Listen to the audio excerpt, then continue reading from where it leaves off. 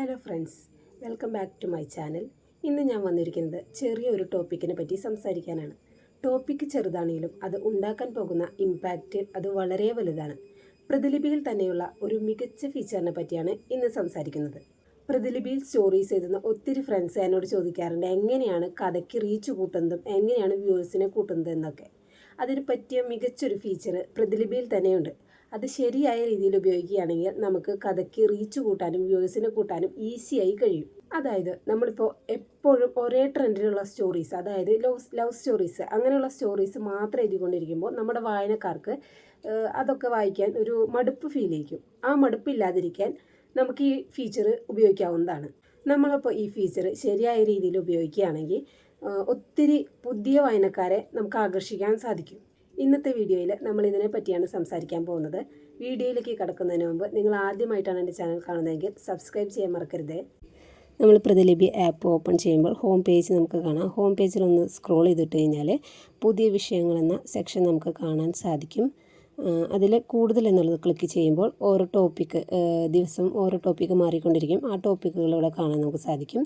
ഇപ്പോൾ ഒരു ടോപ്പിക്ക് എടുത്തു കഴിയുമ്പോൾ അതിൽ എത്ര സ്റ്റോറീസൊക്കെ ഉണ്ടെങ്കിൽ അതിങ്ങനെ നമ്മൾ കാണാനായിട്ട് സാധിക്കും.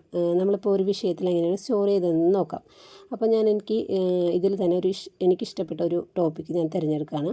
അത് എടുത്തു കഴിയുമ്പോൾ അതിൽ എഴുതൂ എന്നുള്ളത് കാണും. അത് ക്ലിക്ക് ചെയ്യുമ്പോൾ നമുക്ക് എഴുതാനുള്ള പേജ് നമുക്ക് കാണാൻ സാധിക്കും. അതിൽ ഞാനൊരു സ്റ്റോറി എഴുതി കൊടുക്കുകയാണ്. ഇപ്പോൾ ഈ രാത്രിയിൽ മാത്രം തുറക്കുന്ന ലൈബ്രറി എന്നൊരു ടോപ്പിക്കാണ്. ആ ടോപ്പിക്കിനെ സംബന്ധിച്ചൊരു സ്റ്റോറി ഞാനിപ്പോൾ ഇവിടെ ഗ്രന്ഥശാല എന്ന് പറഞ്ഞിട്ട് അതിന് സ്റ്റോറിക്ക് പേര് കൊടുത്തിരിക്കുകയാണ്. അതിൽ ഞാൻ ഒരു കണ്ടൻറ്റ് അത് ഞാൻ കോപ്പി ചെയ്ത് കൊടുത്തിരിക്കുകയാണ്. അത് കോപ്പി ചെയ്ത് കൊടുത്തിട്ട് ഇപ്പോൾ നിങ്ങൾക്കത് ലൈവായിട്ടത് ടൈപ്പ് ചെയ്തിട്ടുണ്ടെങ്കിൽ ഇടാനായിട്ട് സാധിക്കും. ഞാനിപ്പോൾ ഒരു എഴുതി വെച്ചത് കണ്ട് കോപ്പി പേസ്റ്റ് ചെയ്ത് വെച്ചിരിക്കുകയാണ്.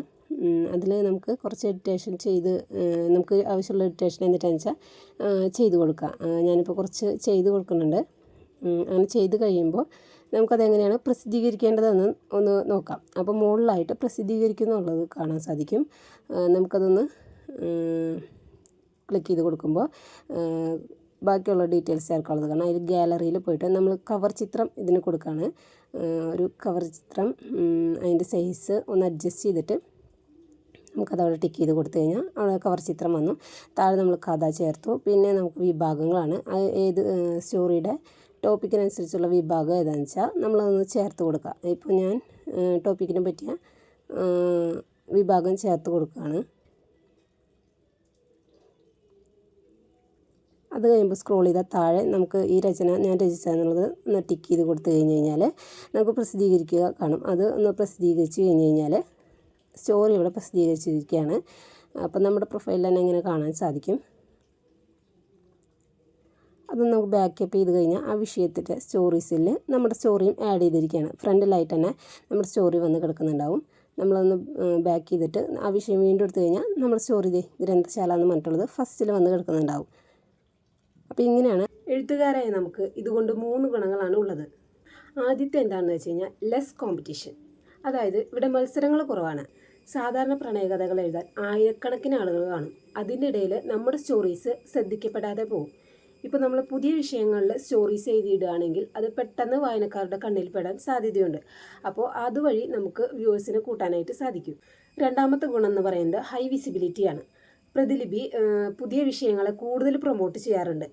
ഈ എഴുതുന്ന സ്റ്റോറീസൊക്കെ ഹോം പേജിൽ വരാൻ സാധ്യതയുള്ളതിനാൽ വായനക്കാർ വളരെ വേഗത്തിൽ തന്നെ നമ്മുടെ പ്രൊഫൈലിലേക്ക് എത്തിച്ചേരും. മൂന്നാമത്തേതെന്ന് പറയുന്നത് യഥാർത്ഥ വായനക്കാരെ കണ്ടെത്താവുന്നതാണ്. സ്ഥിരമായിട്ടിപ്പോൾ ലവ് സ്റ്റോറീസൊക്കെ വായിച്ച് മടുപ്പ് തോന്നിയവർ പുതിയ സ്റ്റോറീസ്, അതായത് പുതിയ വിഷയങ്ങളെ പറ്റിയിട്ട് സ്റ്റോറീസ് വായിക്കാനായിട്ട് വരും. അപ്പോൾ അങ്ങനെ ഒരു സ്ഥിരമായിട്ടൊരു വായനക്കൂട്ടത്തെ നമുക്കിതിലൂടെ സ്വന്തമാക്കാൻ കഴിയും. അപ്പോൾ പ്രതിലിപിയിലെ ഈ ഫീച്ചർ നിങ്ങൾ ഇതുവരെ ട്രൈ ചെയ്ത് നോക്കിയിട്ടില്ലെങ്കിൽ തീർച്ചയായും ഒന്ന് പരീക്ഷിച്ച് നോക്കുക. ഒരു എഴുത്തുകാരി എന്ന നിലയിൽ വായനക്കാരെ കൂട്ടാൻ എന്നെ ഇത് ഒത്തിരി സഹായിച്ചിട്ടുണ്ട്. വീഡിയോ ഇഷ്ടപ്പെട്ടെങ്കിൽ ലൈക്ക് ചെയ്യാനും ഷെയർ ചെയ്യാനും മറക്കരുത്. ഒപ്പം നിങ്ങളുടെ സംശയങ്ങൾ താഴെ കമൻറ്റ് സെക്ഷനിൽ ചേർക്കും. അടുത്തൊരു വീഡിയോയുമായി വീണ്ടും കാണാം. താങ്ക്